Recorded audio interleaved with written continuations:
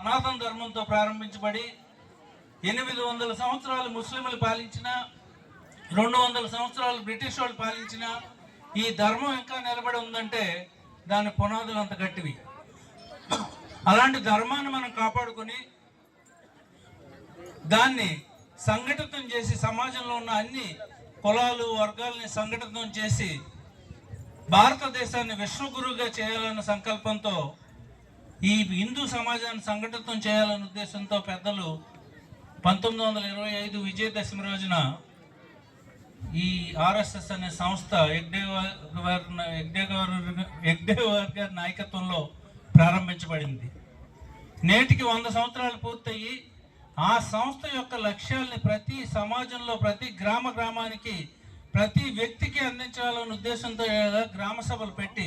రాబోయే సంవత్సర కాలంలో ప్రతి గ్రామంలోని కూడా ఇలాగా అవేర్నెస్ క్రియేట్